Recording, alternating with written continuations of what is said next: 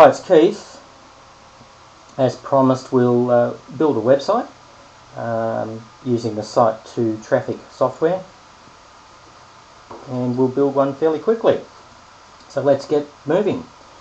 Go to the source files, we go to the browse, and we look for our computer,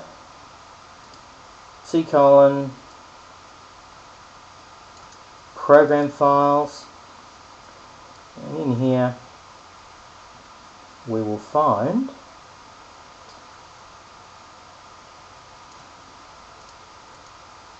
our site2traffic software. Inside that is templates. Inside that we've got a number of templates. Let's just choose number 1 and click on that. That automatically populates the template into the software. What we then do is we go back, we have a look at our C drive again. We'll go to users and to whatever file we've got the software sitting in. In here we've got our desktop. We've got so much stuff on the computers, sometimes it's a challenge. Go to our websites. This one we're going to build one on online MBA, and we'll go to our articles. Now you'll notice we've got a bunch of articles already pre-populated. Click on any one and it will populate the lot. We then go to browse and we look for our users again.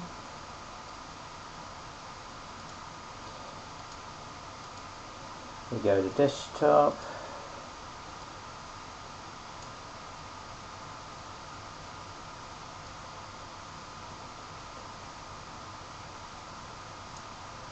to our websites file, to our online MBA, and to our actual website. And that's where the website will actually end up. It will actually end up in this file here. So there's our desktop, site2traffic websites, online MBA, and that's the folder I've put it in. So we then go to the next step, which is the site information. And there's a couple of ways you can do this. What I've done is I've actually built a little cheat sheet here which you can use to populate, and I'll just do that in a text document. But let's just for the moment just type this in and start where we were.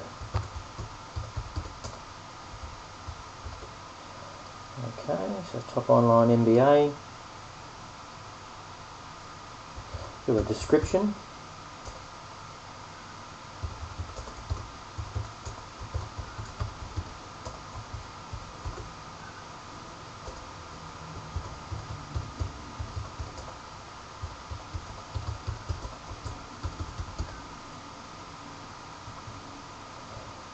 Okay, pop in some keywords here, make sure there's a comma between them.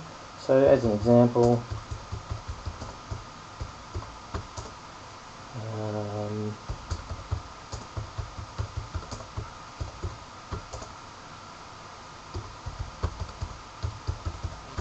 and these are just keywords that you've done some research on.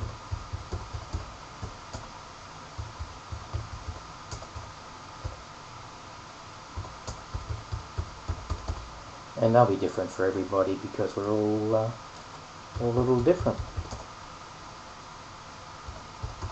Put in your primary keyword,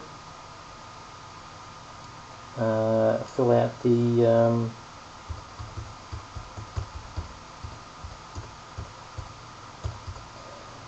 email address, the URL. Some people will ask why I've gone for biz. I tend to think that MBA and biz actually go together, so I've actually gone for that rather than .com .info, .net, etc. So, or .org. .org would have been good, but it was gone. And then we just pop in our AdSense ID. I might just, rather than make a mistake, I might just copy and paste those. So we put in the full publisher ID. Just a simple copy and paste process.